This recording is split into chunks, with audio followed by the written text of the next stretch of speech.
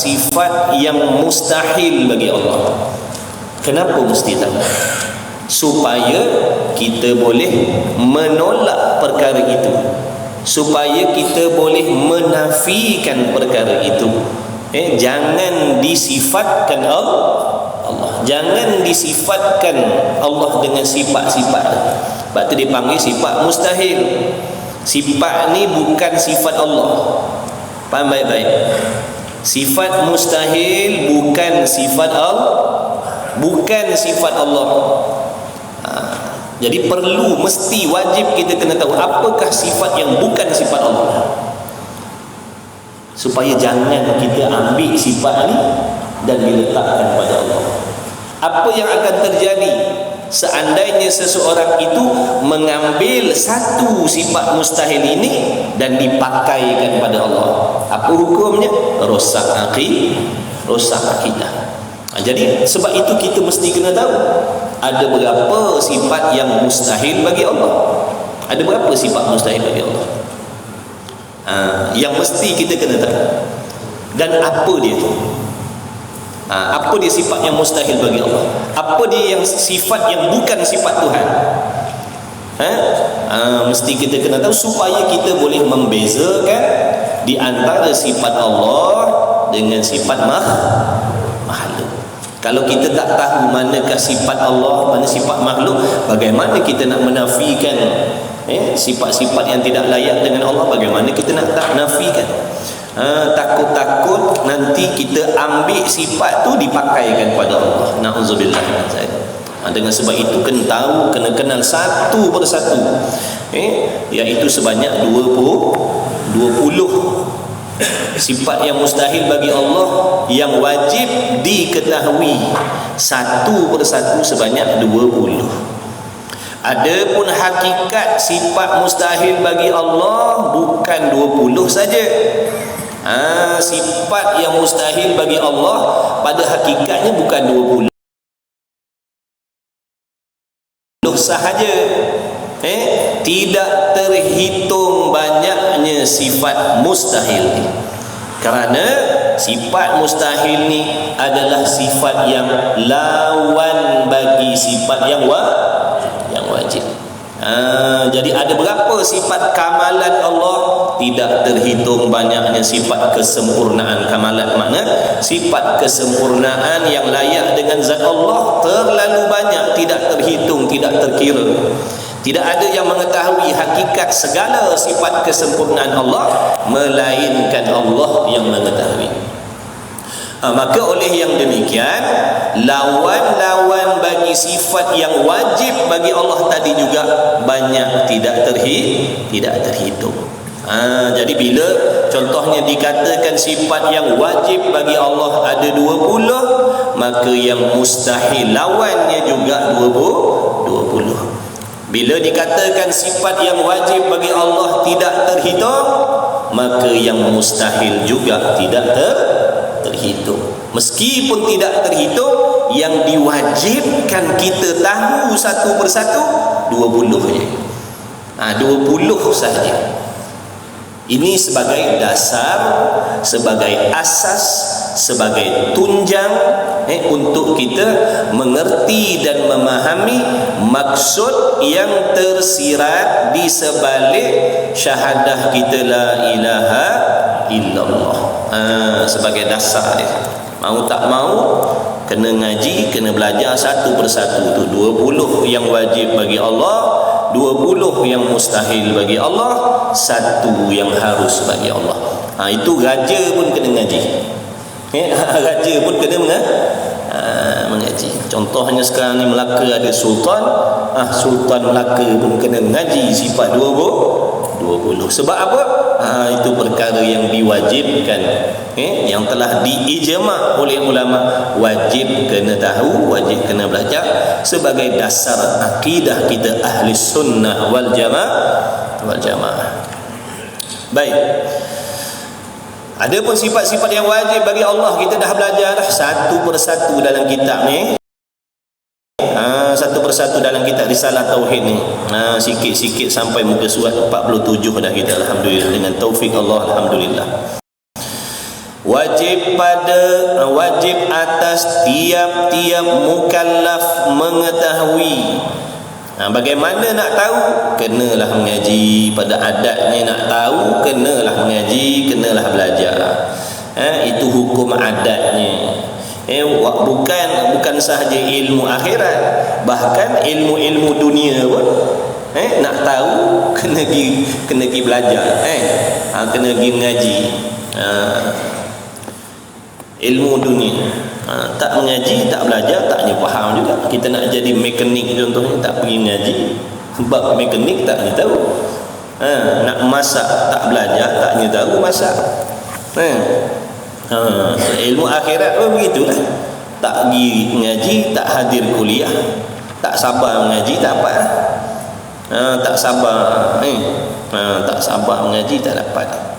Kena sabar. Mengaji ni paling banyak dugaan ujian, berbanding dengan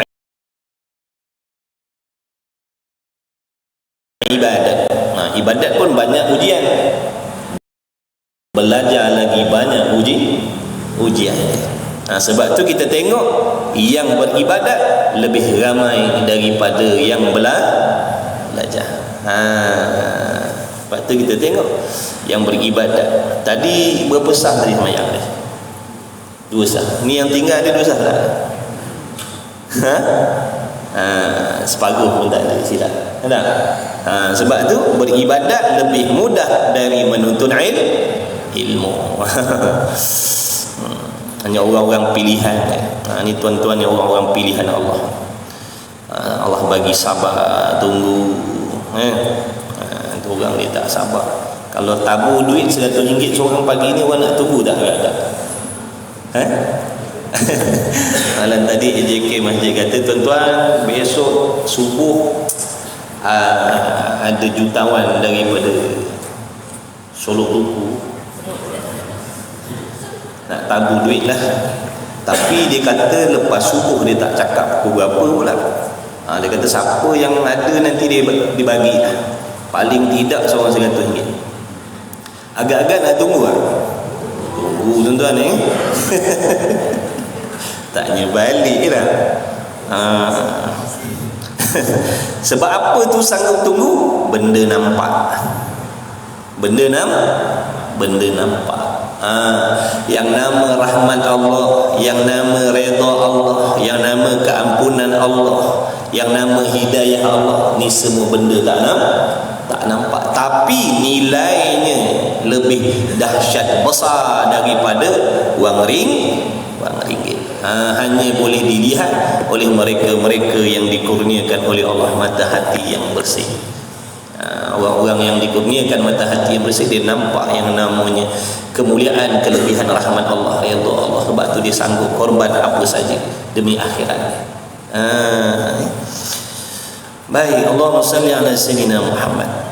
Jadi tiap-tiap mukallaf mesti mengetahui, kena belajar, bersungguh-sungguh belajar, istiqamah, banyak kena sabar. Allah uji kita nak dapatkan ilmu ni, Allah uji macam-macam. Lebih-lebih lagi ilmu tauhid ni tuan-tuan, ilmu yang paling mulia sekali tuan-tuan. Ilmu tauhid ni ilmu yang paling mulia sekali, kerana asbab ilmu ini terhasilnya iman yang sebenar-benar di dalam hati.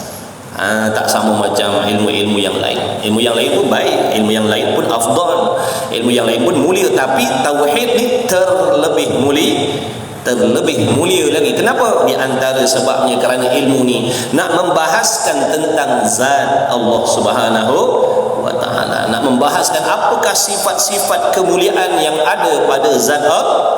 Ada tak benda yang lebih mulia daripada Allah? Tidak ada.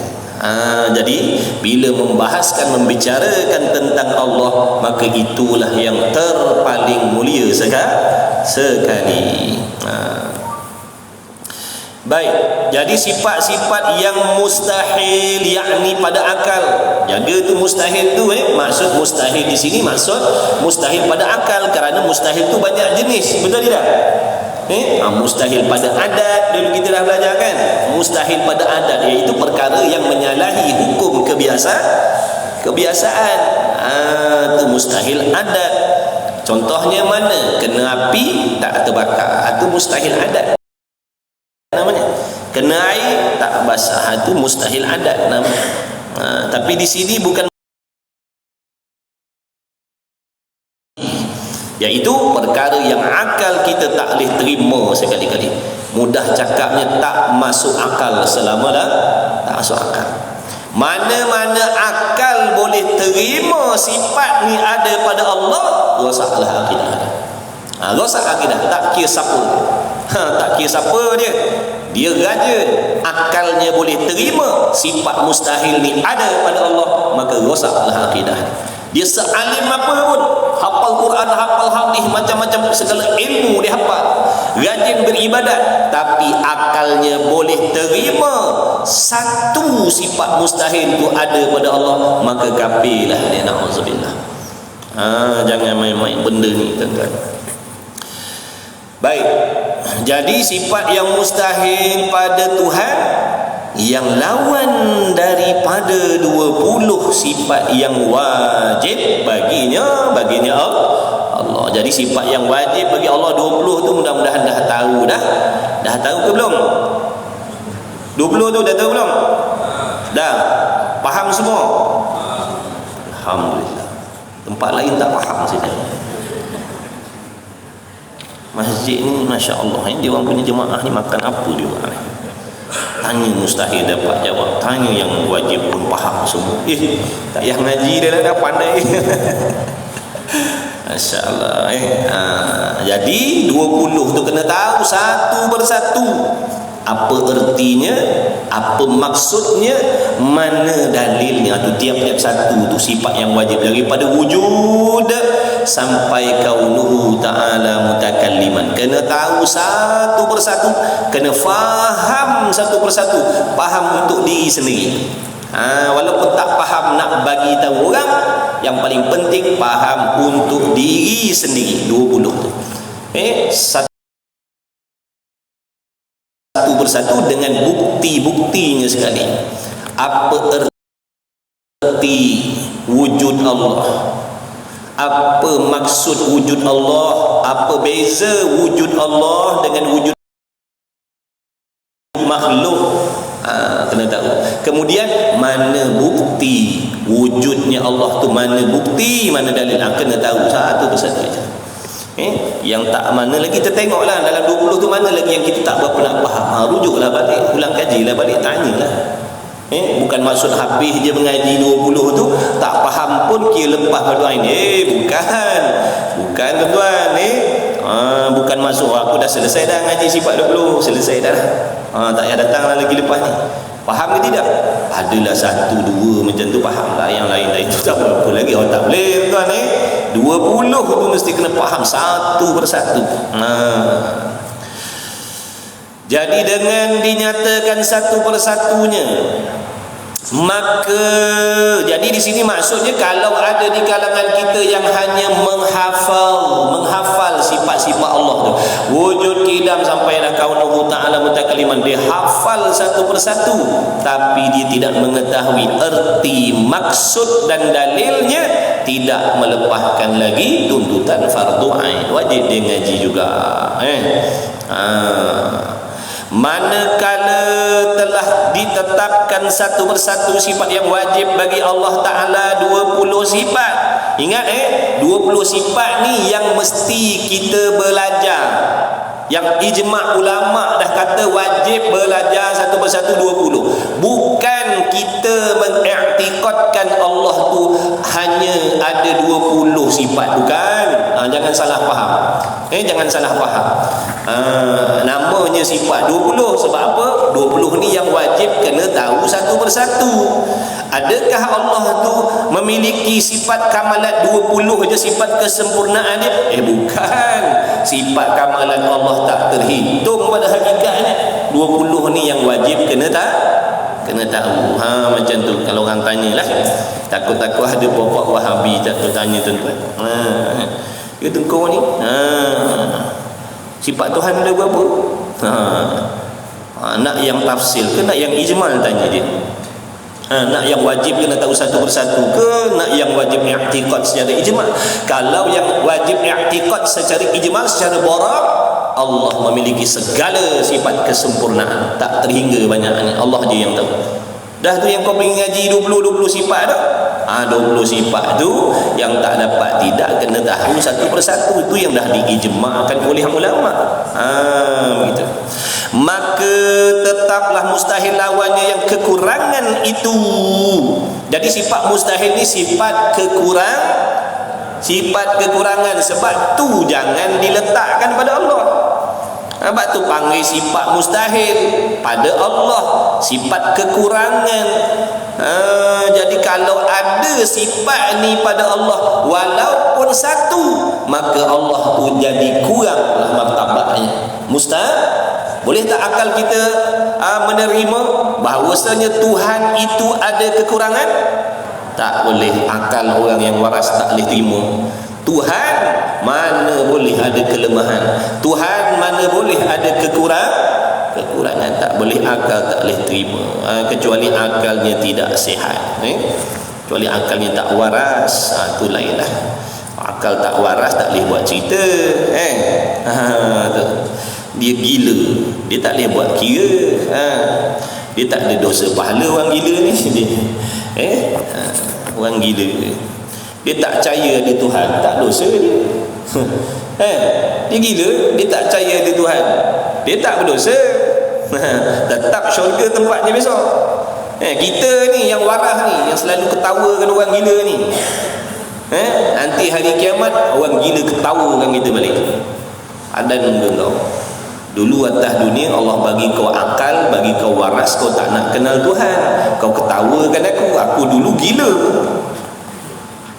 Dulu kau ketawakan aku makan sampah lah, inilah itulah.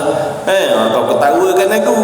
Kau Allah bagi akal yang waras, tahu apa Allah suruh, tahu apa yang Allah larang, tapi kau tak ikut. Aku gila, aku tak tahu.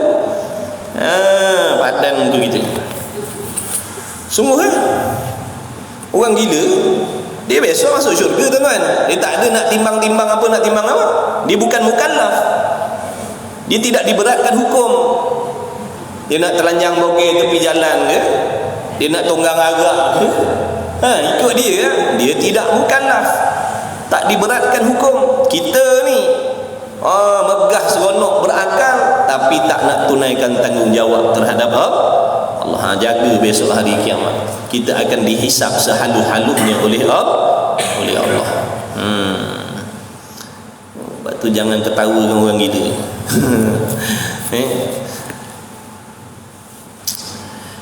Maka tetaplah mustahil lawannya yang kekurangan itu, kerana yang dituntut pada ilmu ini, yakni ilmu tauhid ini, mensabitkan segala aqaid. Makna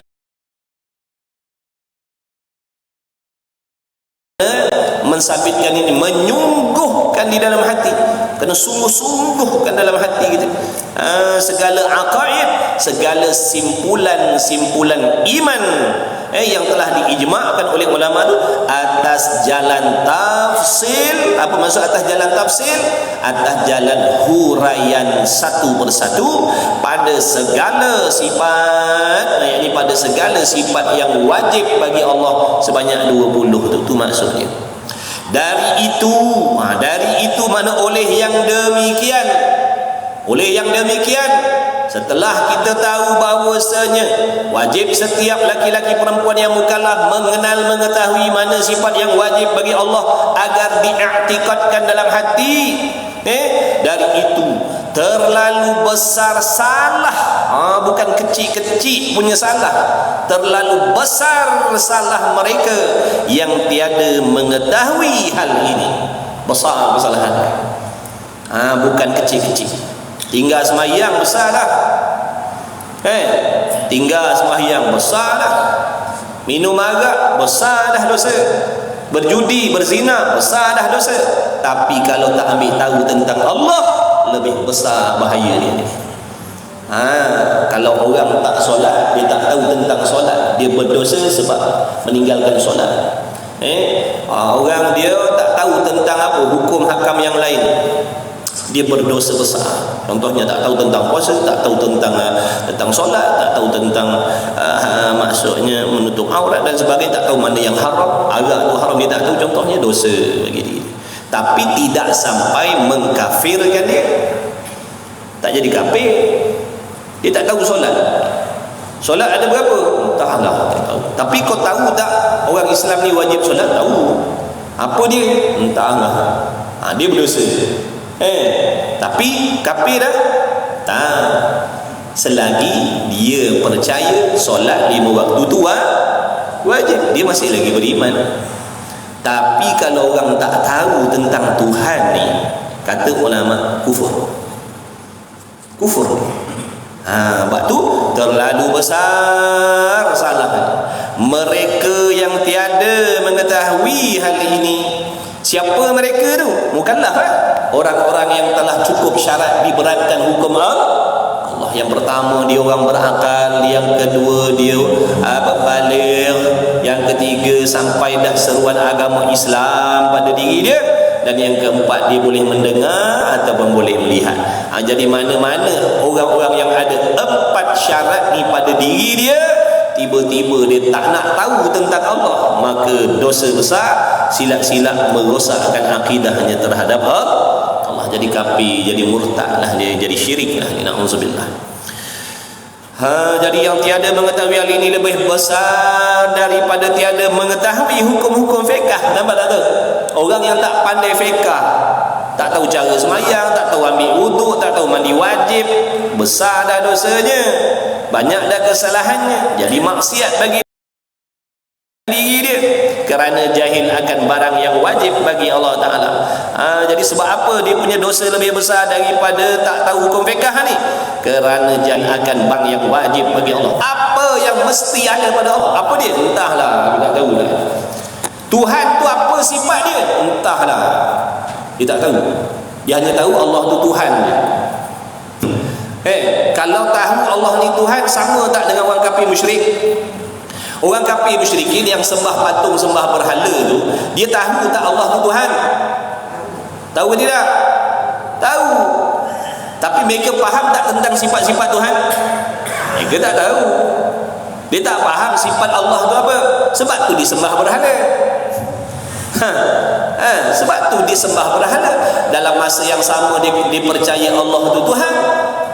Lepas tu dalam masa yang sama duk sembah pula benda-benda lain. Tu maksudnya dia tak faham Tuhan tu apa sebenarnya. Jadi kalau sekadar tahu Allah tu adalah Tuhan, tanpa mengenal, tanpa mengetahui sifat-sifat Tuhan tu apa yang wajib mustahil harus, tak ada perbezaan dengan pengetahuan orang kafir musyrikin. Tak ada beza. Tak ada beza. Orang kafir musyrik pun tahu Allah tu Tuhan. Tiba-tiba kita ni pun tahu juga Allah tu Tuhan. Sifat Tuhan apa? Entahlah, tak tahu. Samalah tu. Na'udzubillah. Sama ke tak sama tuan-tuan? Sama ke tak sama? Tak sama. Orang kafir musyrik, dia tahu Allah tu Tuhan, tapi dia tak tahu sifat-sifat Tuhan yang wajib, yang mustahil, dia tak tahu. Itu kafir musyrik. Tiba-tiba kita orang Melayu, khususnya orang Melayu yang beragama Islam, tahu juga Allah tu Tuhan dan tak tahu apa sifat yang wajib, yang mustahil bagi Tuhan. Sama tak? Baru ada jawapan sikit. Takut-takut ni nak jawab. Nak tanya tu biar faham. Sungguh mengaji nak faham kita nak. Bila faham baru boleh beza mana betul mana salah. Kalau kita tak faham, macam mana nak membezakan yang betul yang salah? Waktu ngaji kena faham, usahalah faham tu Allah yang bagi. Bukan kita yang bagi, bukan tok guru bagi, bukan pak ustazah yang bagi faham tu, Allah yang bagi. Tapi usaha ngaji untuk dapatkan faham tu. Kerana bila faham baru boleh betulkan amal. Kalau tak faham tak boleh nak betul amalan kita. Tak faham bab solat, macam mana nak baiki solat? Tak faham bab tajwid, macam mana nak betulkan bacaan Quran? Jadi kena fahamlah dulu.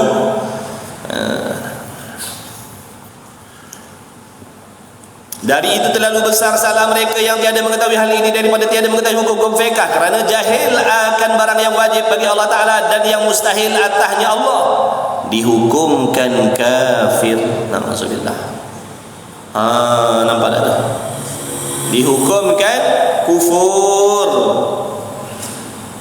Kata ulama usuluddin, orang yang tak tahu tentang sifat Tuhan sehingga dia tak boleh membezakan yang mana sifat Tuhan, yang mana sifat makhluk, lagi pula dia menyamakan kadang-kadang sifat Tuhan diletaknya pada makhluk, sifat makhluk diletaknya pada Tuhan, maka jadi kafir dia orang ni, walau Melayu totok sekali.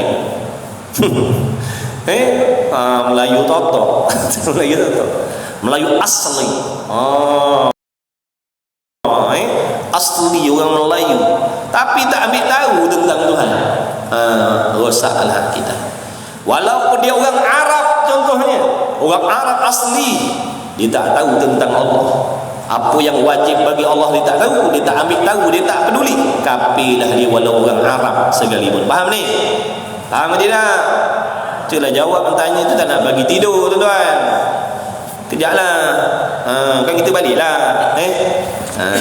Tahulah Sim Raya ni nak pergi jalan mana-mana. Ada kawan menyebut datang rumah kan?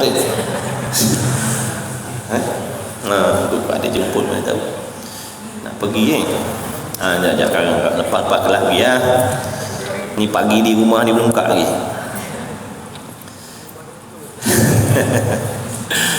Allah sallallahu Muhammad. Baik. Ingat dah tu, akibat daripada tak kenal Tuhan ni, tak ambil tahu tentang Tuhan ni, akibat dia apa? Yang kata besar sangat kesalahan dia tadi, boleh jadi kufur. Macam mana kalau mati dalam keadaan kufur?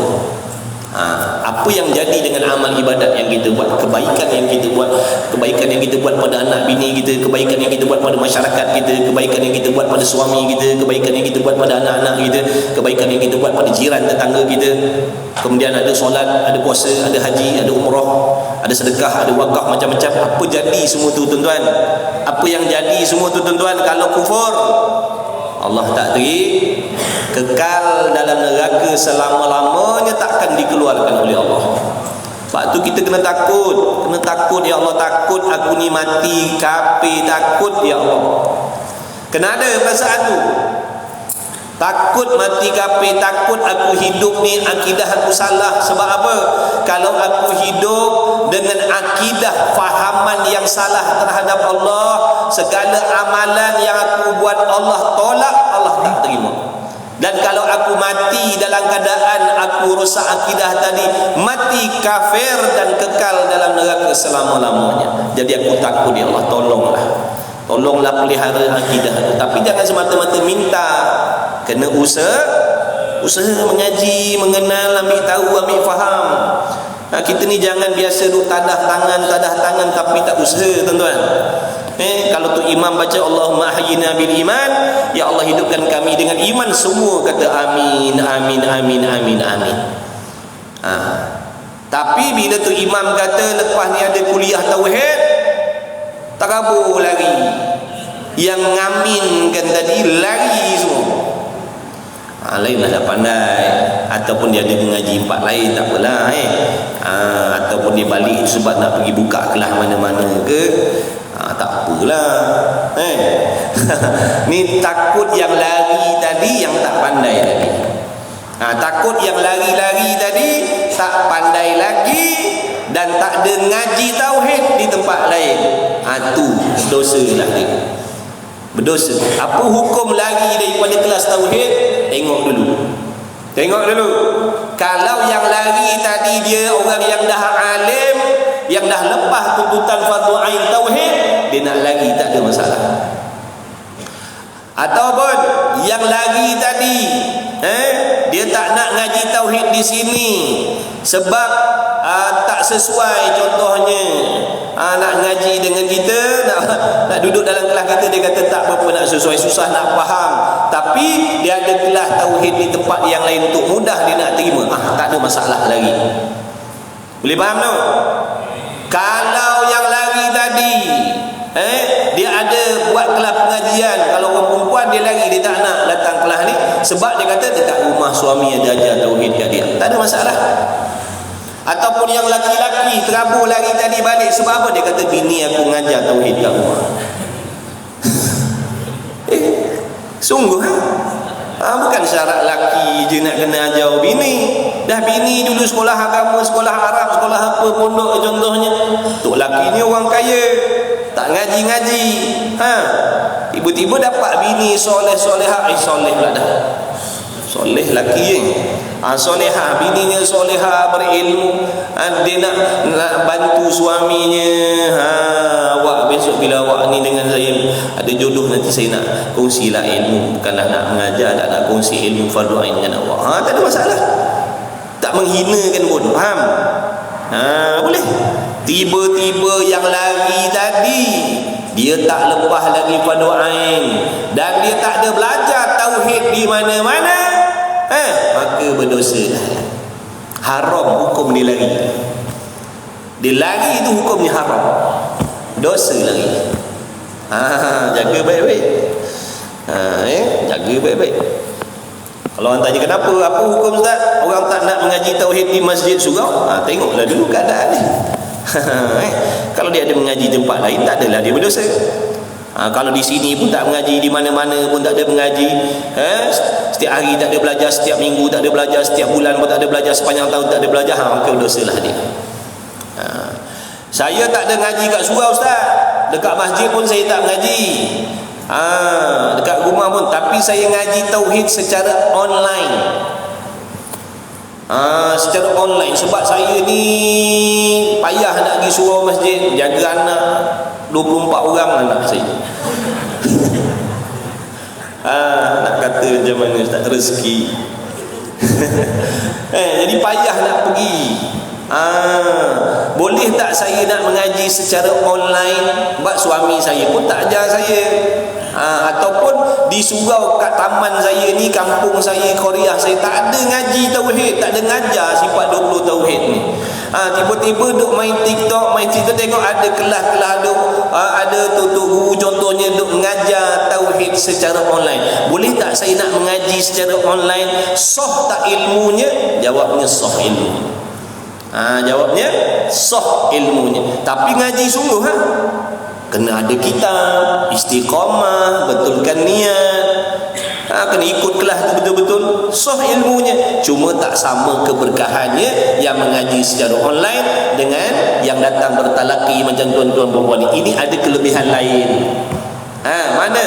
Iktikaf dalam masjid, bersejuk-sejuk keluar pagi-pagi tadi, tu pengorbanan tu semua tu keelang lain, faham? Kadang yang ngaji online ni kadang dia sambil terbagi kat rumah, terbagi. Tengok macam ni. Tu kurang boleh dapat faham tapi kurang, tak sama. Jadi kita ni kalau mengaji online pun kena jaga adab juga. Walaupun mengaji secara online kena jaga adab juga, tutup aurat, jangan berkemban aja. Bermula sifat yang mustahil bagi Allah, berkemban je. Dia kata ustaz kan nampak awal. Jaga adab, yang sepatutnya lah, sebab majlis ilmu kan. Walaupun kita tak nampak, tapi Allah maha Allah melihat. Rajin orang ni ngaji, walaupun tak dapat ngaji, dia ngaji pula secara online, nak juga di ilmu, takut dia dosa, ngaji juga. Jadi jaga usaha, jaga adab gitu, insya-Allah. Sekarang ni ada kemudahan gini, gunalah. Boleh. Tapi kalau ada, tapi jangan harapkan kelas-kelas online semata-mata, jangan. Yang talaki pun kena pergi. Kalau ada dekat surau masjid Korea kita ada pengajian secara bertalaki ni, pergi juga. Yang online yang bertalaki. Jangan dengan sebab yang online ni ada dekat surau masjid kita ada juga ngaji tauhid contohnya dan ilmu fardu kita tak nak pergi sebab nak harap online, jangan. Janganlah, tak comel lagu tu. Baik, maka tetaplah mustahil. Mana tadi? Dari itu terlalu besarlah. Kerana jahil akan barang yang wajib bagi Allah Ta'ala dan yang mustahil atasnya dihukum kafir, tetapi jahil akan hukum-hukum fiqh hanya maksiat juga.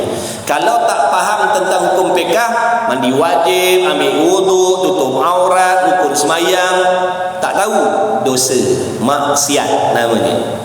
Tapi kalau tak tahu tentang Allah, kufur, na'udzubillah.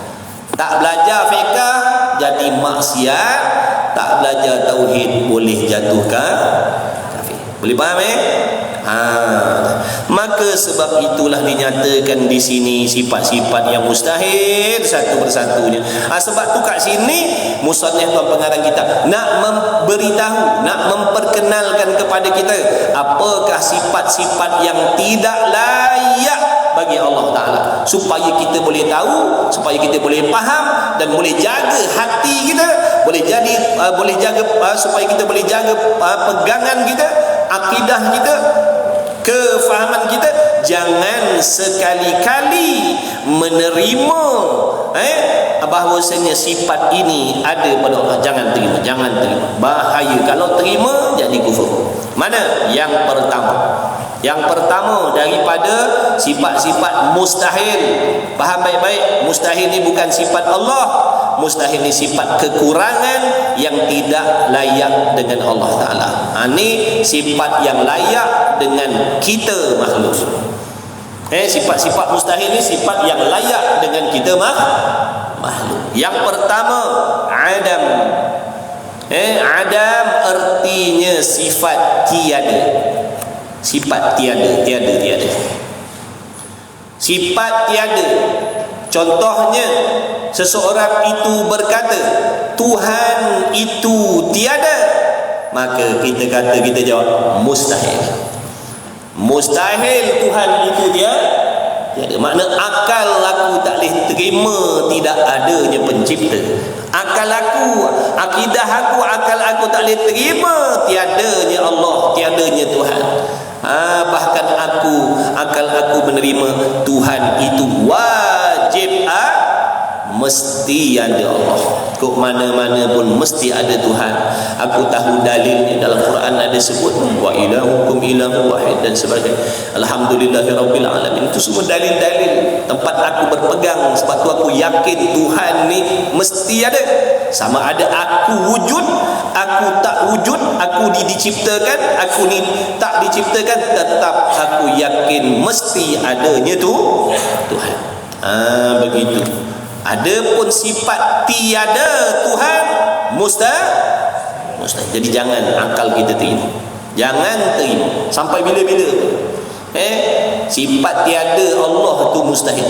Dah masuk syurga besok pun tetap begitulah akidah kita. Walaupun dalam syurga besok tetap sifat tiada bagi Allah itu mustahil. Faham tak ni? Dua orang je faham. Faham tak? Malulah dengan konsert tuan-tuan. Konsert malu. Apa khabar semua? Tuan-tuan pernah tengok tak konsert? Kan tak pernah tengok. Dan TV. Nak kata pergi kan nampak sangat pula. Kata pernah tengok tak? Nah apa khabar semua? Bergegar stadium. Jawab. Ini kuliah. Faham tidak? Dia mau. Faham tidak? Baru malu dia orang tu. Badan muka dia orang.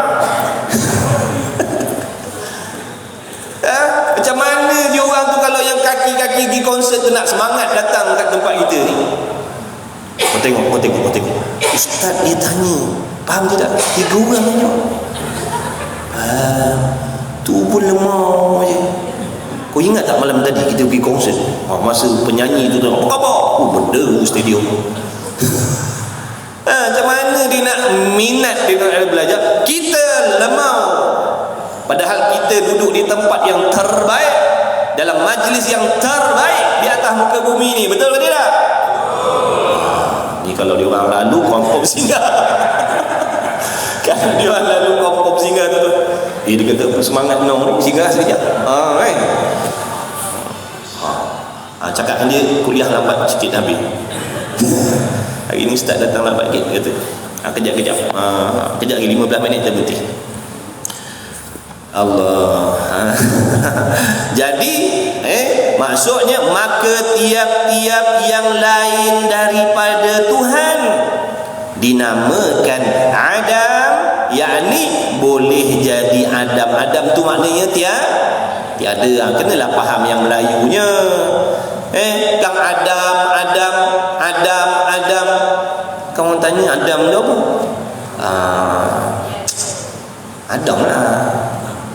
Yelah, Adam tu kan ke bahasa Arab. Kita ni orang kampung gelam, Melayu. Apa Adam ni? Kata Adam tu sifat mustahil. Apa Adam? Aku tak faham. Tolonglah terangkan. Adam tu Adam lah. Manalah boleh jadi. Kena tahu erti Melayunya.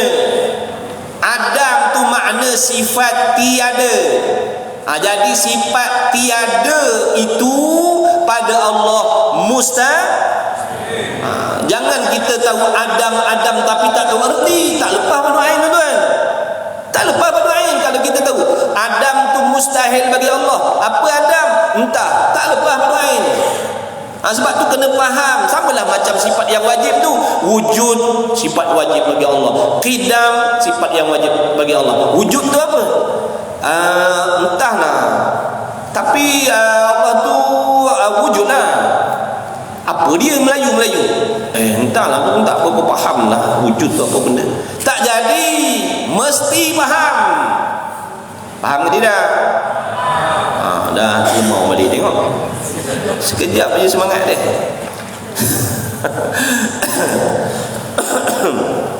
Dah datang lambat, banyak songi pula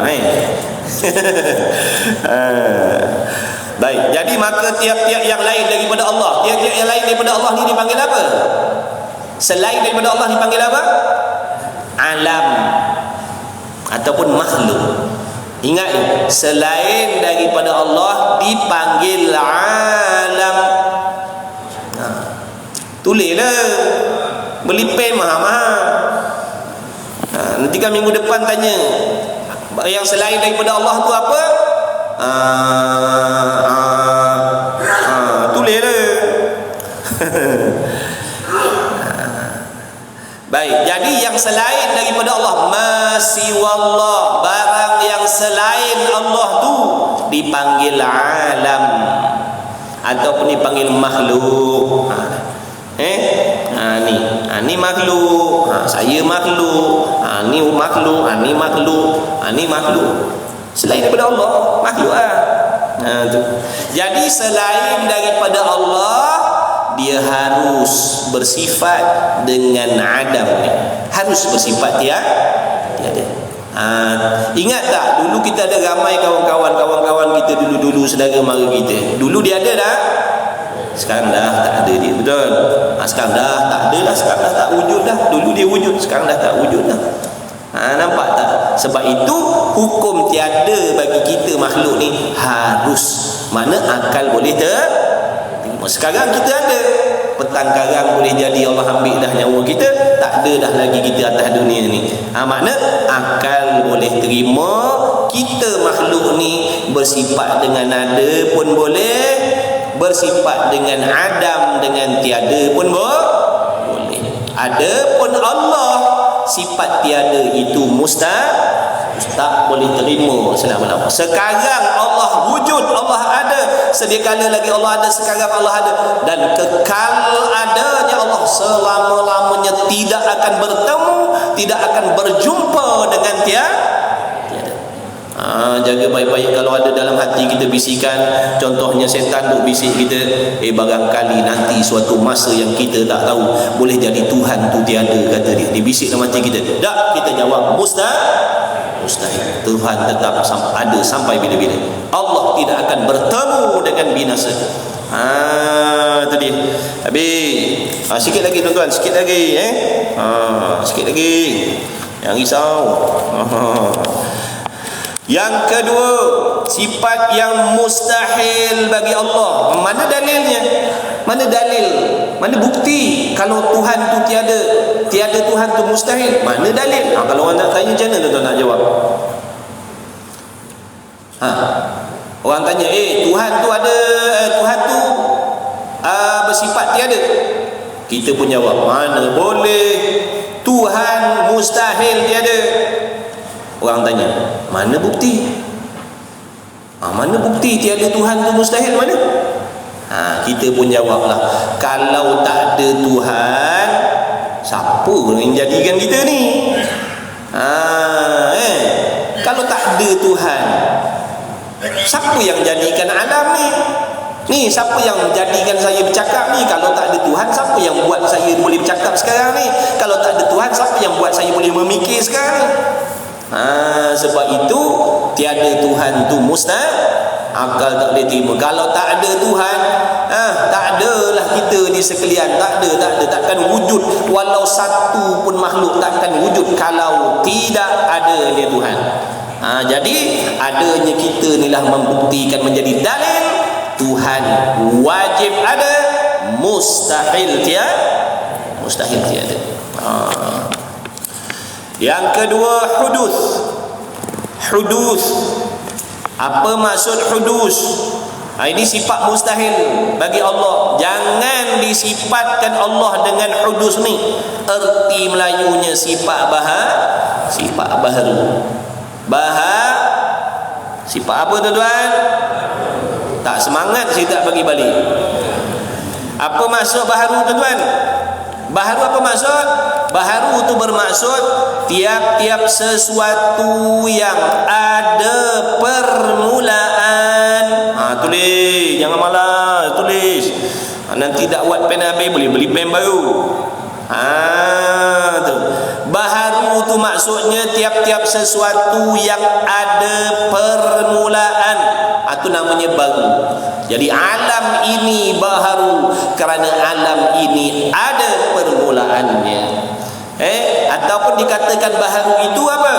Sesuatu yang dimulai oleh tiada. Ulang balik. Saya ulang-ulang tu sebab nak suruh tulis, bukan saja-saja tu. Makna baharu tu dalam erti kata lain, tiap-tiap sesuatu yang bermula daripada tiada. Baharu lah tu.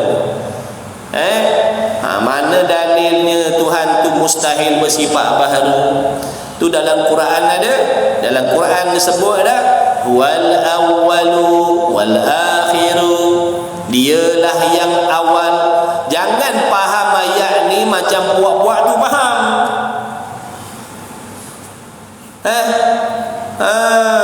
Sebab tu jangan main-main beli buku, beli kitab tafsir baca sendiri. Ayat Quran tu ada tempat-tempat boleh kita faham dengan mudah-mudah, ada tempat tak boleh, bahaya tuan-tuan. Tengok, baru ni saya ada tengok satu video klip daripada seorang mamak, tak tahu mamak mana, tak tahu dah. Dia kata, siapa kata Tuhan ni qadim? Tengok. Bahaya fahaman. Sebab tu saya kata jangan dekat dengan fahaman ni. Siapa kata Tuhan tu qadim? Mana ada dalil Tuhan tu qadim? Dalam Quran Tuhan kata huwal awwalu, dia yang awal. Maksudnya sebelum dia tu kosong. Tengok tak dah. Sebelum Tuhan tu tak ada apa-apa. Allah tu Tuhan tu yang mula-mula muncul. Na'udzubillah min dzalik. Betul ke tidak tuan-tuan? Tidak ni sebab tuan-tuan dah mengaji. Cuba tak mengaji? Ada harapan terima tu. Hati-hati tuan-tuan. Sebab tu orang marah-marah tu kenapa? Takut. Sayang kawan-kawan kita, adik-beradik kita, ipar-dua kita kena fahaman yang boleh mengkapirkan. Apa hukum kalau kata Tuhan tak qadim? Dia kata Tuhan tidak qidam. Mana ada sifat qidam? Wal awwalu, dia yang awal. Maksudnya sebelum dia ada tu kosong, tak ada apa-apa, kemudian baru dia wujud. La ilaha illallah. Kalau begitu menunjukkan Tuhan itu ada permulaan. Betul ke tidak? Masjid ni asalnya ada ke tidak? Ada ke tidak masjid ni asalnya? Tiada. Maksudnya kau lepas tu sejak dibina baru dia ada, betul? Jadi masjid ni namanya baharu. Tu tadi saya kata baharu tu bermaksud tiap-tiap sesuatu yang dimulai oleh tiada. Jadi kalau Allah itu dimulai oleh tiada, maknanya Allah baharu. Kalau Allah baharu, serupa tak dengan saya? Serupa tak dengan tuan-tuan? Serupa tak dengan masjid? Semangat boleh balik dah semangat boleh balik dah. Mana boleh kata macam tu? Allah tu bersifat baharu tu mustahil. Tengok dia petikaikan kita mengaji sifat 20 ni. Yang mengaji sifat 20 tu duk kata Tuhan tu qadim. Mana ada bukti Tuhan qadim? Tengok, la ilaha illallah. Mau dia tempelingkan muka dia tu kan. Sebab di mulut dia ni, orang-orang macam ni, ramai ni orang awam, masyarakat, mak-mak kita, nenek-nenek kita, abang-abang kita, kawan-kawan kita terpengaruh dengan pahaman ni. Sebab di mulut orang yang mengajar macam ni. Sebab orang yang membawa pahaman yang macam ni. Betul ke tidak? Jangan tuan-tuan, sebab tu nak panggil penceramah, selidik dulu latar belakangnya. Selidik dulu, tanya-tanya dulu. Jangan main panggil. Takut orang macam ni kita bawa masuk dalam masjid kita, merosakkan orang. Kerosakan yang dibawa ni bukan kecil. Bukan kecil tuan-tuan. Bukan kecil tuan-tuan. Kalau dah mengajak akidah yang macam tu, pegangan dalam hati dan mengatakan Tuhan itu tidak bersifat qidam, ini besar kesalahan tuan-tuan. Ini mengajak orang jadi kafir namanya. Jangan main-main. Sebab tu kita kena mengaji, baru kita boleh tapis apa yang kita tengok dalam handphone kita tu, yang lalu-lalu dekat FYP kita tu ini pelik ni. Ini aku tak boleh terima, faham? Tu kalau kita ada ilmu. Kalau kita tak ada ilmu, pantang terlintas saja, terpapar saja dekat skrin telefon kita tu, kita telan semua. Tengok dulu tuan-tuan, bahaya ni. Bab akidah kena takut betul-betul.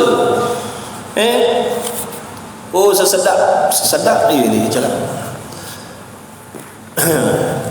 Saya tak ingat apa nama dia, orang anak. Orang Penang ke mana? Orang Penang ke mana?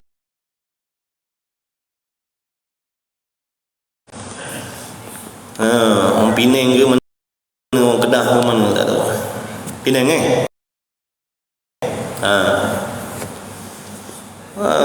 sedap-sedap kata. Tu dalil ni, wal awwal. Wal awwal makna dia yang pertama. Maksudnya sebelum Allah kosong, kemudian Allah yang mula-mula ada. La ilaha illallah. Na'udzubillah min zalik. Yang dibawa sangat besar, apa boleh kufur, mengkafirkan, na'udzubillah. Jadi sifat hudud baharu ni adalah sifat Allah. Ada bagi kita baharu.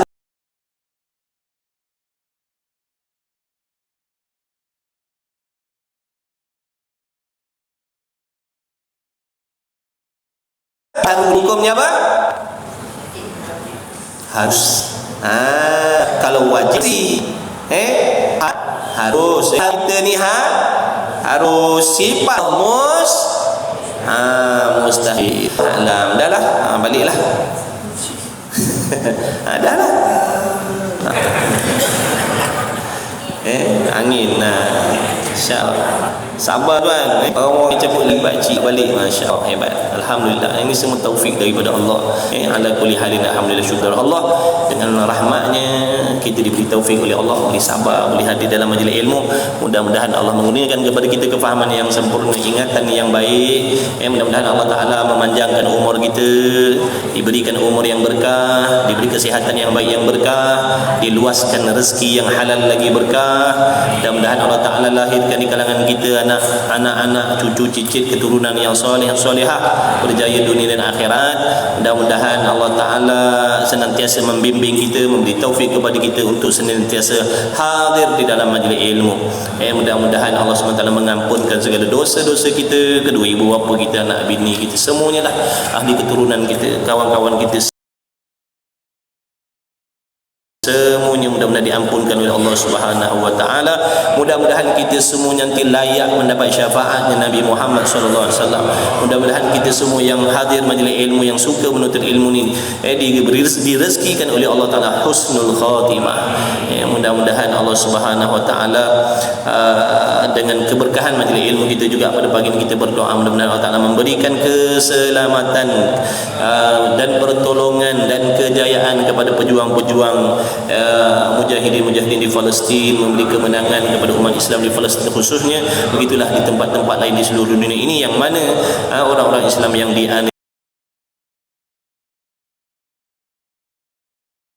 yang dizalimi oleh orang kafir harbi, mudah-mudahan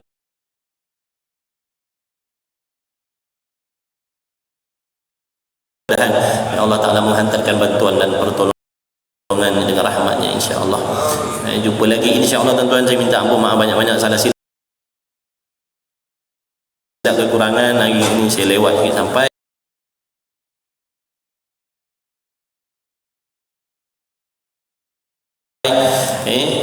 jadi lambat sikit lah.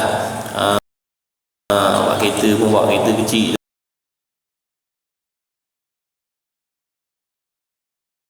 tuan-tuan ni. Nak lagi 200 tak dapat tuan-tuan. Kalau kereta dulu saya 200 kat highway tu tuan-tuan. Yang bilang alik insyaAllah kereta ni 200 orang cabut tayar dia 4 dia buat 100 je, sabar. Orang potong kita jalan dulu. Awak kita usah jalan dulu, tak apalah. Apa pun alhamdulillah. Jumpa lagi insya-Allah. Bismillahirrahmanirrahim. Alhamdulillahirabbil alamin wassalatu wassalamu ala Rasulillah.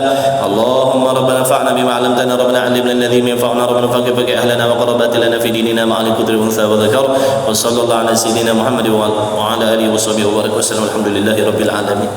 Taqabbalallahu minni wa minkum. InsyaAllah kepada kawan-kawan yang ikut kelas secara online, nanti insyaAllah pukul 9.30 9.30 pagi kita ada kuliah dekat Surau Khawarizmi, Balik Batu, Tanjung Bidara. Kita Risalah Al-Misbah Munir. Kita baru baca 5-6 kali baru, insyaAllah jumpa di sana. Allahumma salli ala